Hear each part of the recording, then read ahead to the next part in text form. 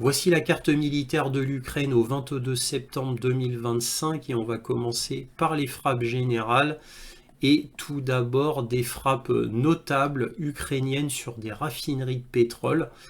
Alors par exemple dans la région de Oufa, il y a une raffinerie de pétrole de toucher. On a eu aussi dans la région de Saint-Pétersbourg, donc à Kirishi, et ici à Primorsk, toujours dans la région de Saint-Pétersbourg. Et évidemment c'est problématique pour la Russie car il ne cesse pas de frapper des raffineries de pétrole. Alors comme je vous l'ai dit il y a déjà un mois je crois ou un mois et demi, les Russes ne protègent pas assez leurs raffineries de pétrole. Alors là, ils ont un petit alibi, c'est que les raffineries sont quand même loin, loin de l'Ukraine. Alors que d'habitude, les raffineries touchées sont côté est de l'Ukraine, pas très loin. Donc là, les Russes n'avaient aucune excuse.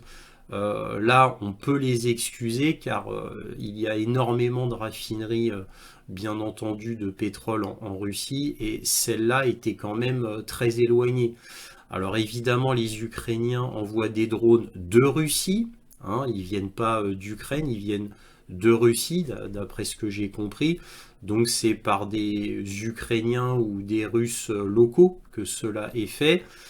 Alors ce sont des petits drones qui font des petits dégâts, voire même là ici des tout petits dégâts, mais qui perturbent quand même le raffinage pendant un jour, 2 jours, 3 jours, voire même une semaine en suivant les frappes. Donc ça commence à être un peu embêtant pour la Russie. Faudrait que la Russie fasse quelque chose pour protéger ces raffineries. Alors ils avaient déjà eu l'idée de mettre d'immenses filets de protection sur des raffineries. Je les ai vus de mes yeux via des photos. Bah, il faudrait qu'ils continuent, hein, puisqu'apparemment les Ukrainiens ne cessent pas de viser les raffineries de pétrole russes. Alors encore une fois, c'est pas problématique dans le temps, mais parce que les Russes réparent très très très rapidement, ils ont grandement l'habitude, mais ça demande des ressources, ça fait perdre du temps et ça gêne évidemment le raffinage de pétrole. Donc ça perturbe un petit peu tout ça. Là où la Russie s'en sort un petit peu, c'est à chaque fois que les Ukrainiens frappent beaucoup les raffineries de pétrole et que ça perturbe le raffinage national, même de 5 à 10%, eh bien ça fait augmenter le prix du pétrole. Voilà. Donc au final, les Ukrainiens ne sont pas très gagnants à perturber le raffinage de pétrole russe. Enfin bref, voilà, donc on peut dire que les Ukrainiens, bah, là, jouent sur une des rares cordes qu'il leur reste pour ennuyer les Russes, c'est de taper les raffineries de pétrole, parce que ce sont des objets statiques, très faciles à frapper, bah, comme on l'a vu, très peu protégés, à part pour les plus grandes raffineries de pétrole, qui elles sont vraiment protégées avec des systèmes antiaériens. Mais voilà, c'est pas toutes les raffineries comme ça. Donc bon, bah, les Ukrainiens ont bien joué sur ce coup-là. Maintenant, côté russe, ben, les Russes ont frappé Pavlovgrad encore une fois. Et encore une fois, bah, c'est une usine de fabrication d'explosifs. Donc ça, c'est un coup militaire important qui est très gênant pour l'Ukraine. À Kiev, Kiev même a été frappé par un missile russe et c'est un entrepôt logistique qui a été frappé. Voilà, j'ai pas plus d'informations que cela. Alors maintenant, on va parler du front sur Kherson. Il ne s'est rien passé sur Zaporozhia, l'oblast de Zaporozhia. Les Russes ont fait une avancée, une petite avancée ici, ce qui montre, bah, encore une fois, hein, comme j'avais mis la flèche d'avancée stratégique sur la ville de Zaporozhia, donc ce qui montre pour la énième fois bah, qu'ils vont bien aller le long de la côte pour attaquer la ville par le sud. Donc là, c'est archi confirmé, pourrait-on dire. Alors, toujours dans l'oblast de Zaporozhia, là, il y a eu une avancée très très très importante, comme vous pouvez le voir. Là, c'est une très grosse avancée par rapport à d'habitude et dans 3 directions différentes. Vous pouvez voir là, c'est beaucoup de kilomètres carrés. Là. C'est pas mal par rapport évidemment au reste du front, bien entendu. Là. Alors là aussi, un peu plus au nord, il y a eu une avancée importante qui est tout en longueur, comme vous pouvez le voir. Donc là, bah, comme je vous le disais la semaine dernière, où je me posais la question, vont-ils envahir Dnipro, l'oblast de Dnipro, hein, donc qui est quand même grand, là avec la ville principale, bah, je ne le sais pas. Où est-ce qu'ils avancent dans Dnipro juste pour stratégiquement mieux envahir la ville de Zaporojye ici. Ça, c'est moi qui ai mis ces flèches d'avancée stratégique. C'est ce que je pense que les Russes vont faire. Nous verrons bien. Nous verrons bien. Là, enfin, ça y est, cette poche a été vidée. Ça faisait plusieurs semaines que je vous disais que j'avais aucune information et que je me demandais comment ça se fait qu'il y avait une résistance importante ici ukrainienne. Bon, j'ai toujours eu aucune information à part que les Russes ont pris cette poche-là et qu'ils ont fait donc une grosse avancée parce que vous pouvez voir que cette poche était quand même importante, hein, elle n'était pas petite. Donc là, les Russes ont bien avancé. Là, il y a eu aussi une avancée importante. Alors là, importante pas en surface, mais importante parce qu'elle est urbanisée. Là, prendre de grandes surfaces, mais où il y a pas de ville, où il n'y a rien, c'est relativement facile. Là, c'est beaucoup plus dur quand c'est urbanisé et donc quand il y a des défenses ukrainiennes. Donc là, les Russes ont fait une avancée au niveau urbain, je dis bien au niveau urbain. Là, on a Muravka qui a été prise et cette ville-là aussi qui sera prise, bien entendu. Donc là, en imaginant que ils suivent ce que je pense, et bien donc, bah voilà, ça veut dire que ça devrait suivre ces flèches-là, il y a une cohérence. Mais nous verrons bien, nous verrons bien. Sur Oudachny, il ne s'est rien passé, les Russes n'ont pas avancé. Sur Pakrovsk, les Russes ont fait une avancée. Alors et pourquoi ils font une avancée vers l'ouest comme ça de Pakrovsk au lieu d'aller carrément en ville? Bah, c'est tout simplement pour couper physiquement la route d'approvisionnement. Et c'est chose faite, les Russes ont coupé cette route d'approvisionnement avec celle qui va être coupée vers le nord. Pakrovsk va être complètement, on va dire, encerclé hein, et n'aura plus aucun approvisionnement de nulle part. Donc Pakrovsk évidemment va tomber. Et quand Pakrovsk tombera, et là je pense que ce sera dans très peu de temps, peut-être dans 2 semaines, hein, mais ce n'est que mon estimation comme ça vite fait, et bien là par contre il y aura un retentissement énorme qui va se propager sur tout le front, un retentissement symbolique, psychologique très fort, vu que c'est l'endroit le plus stratégique du front pour l'Ukraine. Donc là, il y aura un retentissement psychologique, mais il y aura un retentissement bien évidemment militaire, très très puissant évidemment, et ça va signer la fin de Donetsk, puisque à mon avis, quand Paklovsk tombera, et vous voyez que là, il y a une fermeture à ce niveau-là, comme ça, qui va se faire comme ça, apparemment. Quand Paklovsk tombera, il y aura un effet domino, et je pense que tout Donetsk tombera après en très peu de temps. Mais ça ne reste que mon avis, nous verrons bien. Donc là ici, alors là attention, attention, là c'est les Ukrainiens qui ont avancé. Donc là c'est les Russes qui se sont laissés déborder. Pourtant, bon, beaucoup de rapports disaient qu'ils allaient refermer là ce petit chaudron. Et au final, bah, c'est tellement important ici pour les Ukrainiens qu'ils ont envoyé énormément de troupes. Et là, les Ukrainiens bah, ont très bien joué. Là, les Ukrainiens ont réussi à déborder les Russes. Alors, je pense que la stratégie ukrainienne, alors ça, c'est une flèche ukrainienne. Hein. C'est la première fois que je mets ce genre de flèche. C'est la flèche ukrainienne. Je pense que les Ukrainiens, dans leur tactique, voudront prendre Mayak, bien évidemment, et ensuite cette ville-ci, pour refermer ici afin de remonter ensuite vers le nord pour couper les forces russes du sud. Hein, voilà. C'est-à-dire que pour que toutes les forces russes ici soient coupées du côté sud. Voilà, c'est ce que je pense tout du moins. Donc vous voyez, là, c'est rare, très très rare que je mette une épingle bleue avec une force d'assaut ukrainienne. Mais attention, attention, puisque il n'y a jamais eu d'exception pour l'instant, il n'y a jamais eu d'exception. Les Ukrainiens, à chaque fois qu'ils ont avancé, et en plus en plein dans l'armée russe, ça n'a duré que quelques jours au maximum, 2-3 jours au maximum. Et ensuite, ils se font balayer. Inutile de vous dire que je donne pas cher de la peau des Ukrainiens ici.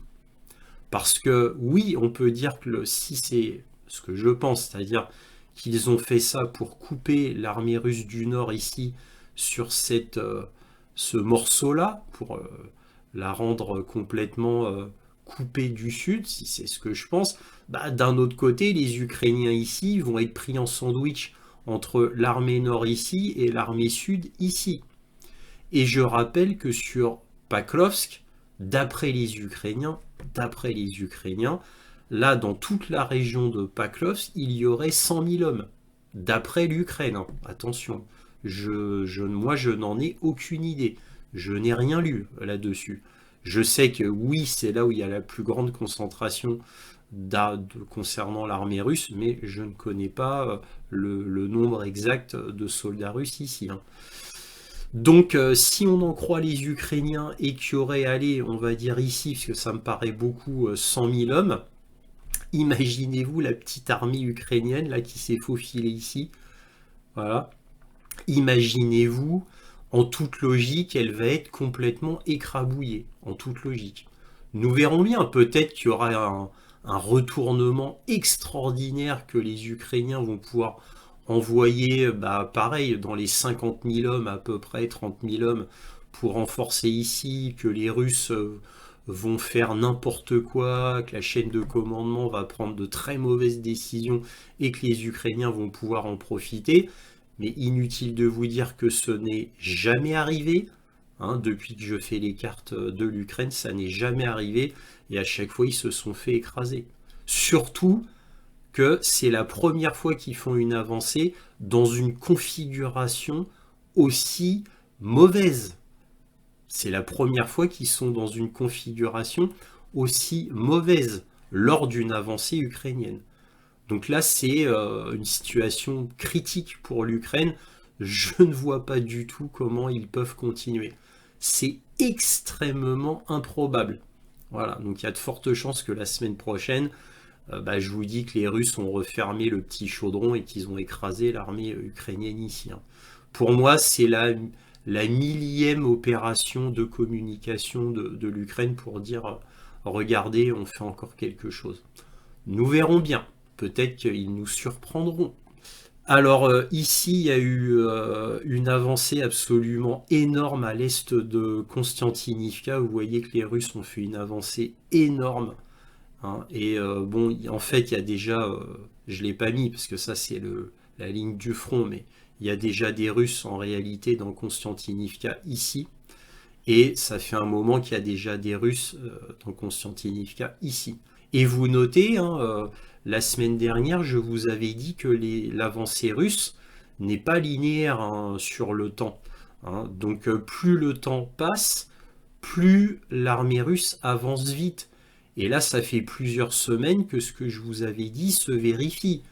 Vous voyez, là, encore une fois, il y a eu de grosses avancées. Ici, ici, ici. Donc, dans les endroits les plus protégés, attention, en plus. Hein, par l'armée ukrainienne. Donc la guerre d'attrition côté russe fonctionne toujours très très très bien. Alors ici, les Russes ont fini de nettoyer cette immense forêt, ici, donc dans l'oblast de Lugansk. Toutes les forces armées ukrainiennes ont été balayées et ils en ont profité pour avancer un petit peu. Et vous voyez que Siversk, hein, qui était une zone très importante ukrainienne, qui résistait depuis très très très longtemps, hein, depuis toujours même, contre la Russie. Et bien là, Siversk, ben, évidemment, va être pris par le nord comme ça, par le sud comme ça. Donc Siversk, bah, évidemment, guerre d'attrition, bah, ça tombera forcément. Alors évidemment, les Ukrainiens vont vraiment batailler, hein, parce que là, c'est la dernière ligne fortifiée des Ukrainiens. Une fois que Siversk sera tombé, les Russes n'auront absolument aucune force pour les arrêter, parce que toutes ces villes-là ne sont pas fortifiées. La dernière force, c'est Siversk. Donc une fois que Siversk sera prise, bah, ce sera terminé et Slaviansk sera prise par l'Est sans aucun problème par la Russie. Et oui, faut pas oublier qu'une fois que les grosses lignes, les gros endroits tomberont de fortification, hein, Paklovsk, Konstantinivka, Siversk, Krasny Liman, après ce sera fini, hein. C'est les dernières lignes fortifiées un peu, tout du moins, par l'Ukraine. Après c'est terminé, hein. C'est race campagne, les Russes vont avancer et vont pouvoir reprendre Donetsk. C'est ce qui est prévu tout du moins. Là, les Russes sont déjà en fait sur Yampil. Ils sont déjà sur Yampil. Là, ce que veulent faire les Russes, c'est prendre Yampil pour ensuite aller sur la grande route ici et prendre Krasny Liman par le sud. Donc là, les rapports russes sont assez certains. Tout le monde est d'accord, ça va se passer sur Yampil pour prendre Krasny Liman par le sud et évidemment par ici pour prendre Krasny Liman par le nord. Apparemment ils ont laissé tomber, là j'ai mis des flèches, mais apparemment ils ont laissé tomber pour prendre par l'est. Ça va se faire par le nord et par le sud, d'après ce que j'ai compris. Donc là ça y est, ils ont nettoyé cette ville, donc ils ont pris cette ville-ci, donc petite avancée russe. Ici, là, dans l'est de Kupiansk, il y a eu une grosse avancée, encore un gros morceau qui tombe, tout en longueur, comme vous pouvez le voir. Et là, sur Kupiansk, c'est fini pour Kupiansk, hein. Bon, là, comme je suis très prudent, j'ai mis juste une flèche comme des assauts russes, parce que, en fait, les Russes sont déjà dans Kupiansk en profondeur, au centre de Kupiansk, et ils sont, au moment où je vous parle, en train de se diriger en étoile dans toutes les directions, sauf que là c'est pire que Paklovsk, hein. Il y a une force puissante d'assaut russe, et donc Kupiansk, ça va être fini dans peu de temps, parce que contrairement à Paklovsk, Kupiansk, il y a quasiment rien en protection, donc il y a des forces ukrainiennes, mais elles vont se faire vraiment balayer. Ça n'a pas du tout la même résistance que Paklovsk. Pas du tout. Donc là, les Russes ont balayé les forces périphériques, là, qui étaient les plus puissantes. Donc ils sont dans la ville en grand nombre. Donc là, ça va tomber très vite. Kupiansk, pour moi, très très très vite, plus vite que Paklovsk. Évidemment, ce n'est que mon avis, hein, je ne suis pas sur place. Je ne suis pas dans l'état-major russe, ce n'est que mon avis, mais d'après les rapports russes que j'ai lus, qu'il y avait de faibles forces ukrainiennes à Kupiansk, donc ça tombera, à mon avis, très vite, contrairement à Paklovsk, qui est tellement stratégique pour les Ukrainiens qu'il y a des bataillons Azov qui ont été envoyés pour Paklovsk. Paraît-il qu'il y a des forces Azov qui sont parties sur Kupiansk, mais bon, je n'ai pas vu de rapport comme quoi ils étaient présents. Bon, bref, tout ça, c'est des rumeurs, hein, par contre. Voilà ce qu'on pouvait dire sur Kupiansk, c'était quand même très important. Alors ici, pourquoi je l'ai entouré de vert? Bah, c'est un nouveau front. Et oui, ce front-là n'existait pas la semaine dernière. Donc les Russes ont avancé ici de manière énorme, et ils ont carrément pris la ville en même temps. Alors, nulle surprise, ici il y avait très peu de soldats ukrainiens. Et pourquoi les Russes font cela? C'est comme ce mini-front ici. Bah, tout simplement, c'est toujours la même stratégie depuis très très longtemps. Les Russes enfoncent les forces ukrainiennes un peu partout sur le front, afin que les forces ukrainiennes ne sachent plus où aller. Donc là, inutile de vous dire qu'il n'y aura aucun renfort qui sera envoyé par l'Ukraine, aucun, puisque de toute manière, pour l'Ukraine, dans le nord, le plus important, bah, c'est Kupiansk. Et je ne vois pas quelle force ils vont pouvoir envoyer à Kupiansk, puisque là, il y a d'autres endroits plus importants comme Siversk, Paklovsk, hein, toute cette région-là de Paklovsk, c'est là où les forces ukrainiennes vont se concentrer évidemment. Et Konstantinivka, pardon, j'allais oublier, Konstantinivka. Là, toute la force ukrainienne va être envoyée ici, vous vous en doutez bien. Hein, parce que le prix ultime, c'est Slaviansk et Kramatorsk pour Donetsk, évidemment. Là, je parle le côté symbolique, le côté prise de territoire. Le côté militaire, c'est Paklovsk, le plus important du front. Je ne cesse de vous le répéter. Hein. Quand Paklovsk tombera, bah, tout va suivre, hein, bien évidemment. Sachant que bah, toutes les forces ukrainiennes sont envoyées dans cette zone-là. Je les vois mal aller défendre Kupiansk qui est perdu d'avance. Je les vois mal aller sur ce nouveau front-là, qui stratégiquement n'a aucun intérêt par rapport au reste des endroits que je vous ai déjà montrés. Évidemment, ça fait un an à peu près, ouais, ça fait peut-être même plus d'un an que je vous ai entouré Veliki Burluk, parce que c'est un énorme centre logistique militaire pour le Nord. Mais bon, c'est complètement secondaire face à Donetsk, hein, évidemment. Donc je les vois mal aller protéger Veliki Burluk, même si ça fait quasiment un an que je vous dis que c'est un des endroits les plus importants du Nord, de l'extrême Nord, concernant la logistique ukrainienne. Je ne vois pas des forces ukrainiennes aller défendre cet endroit-là. Je peux me tromper, nous verrons bien, mais j'y crois pas du tout. Voilà, alors sur Lipsy-Vovchansk, ici sur ce front-là, rien de nouveau. Ici, il ne s'est rien passé. Et là, toujours rien, j'ai aucune nouvelle. Et voilà ce qu'on pouvait dire sur la carte militaire de l'Ukraine au 22 septembre 2025.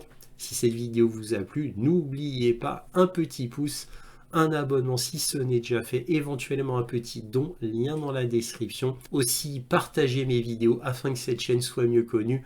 Merci à tous pour tout cela. Et toujours, soyez curieux.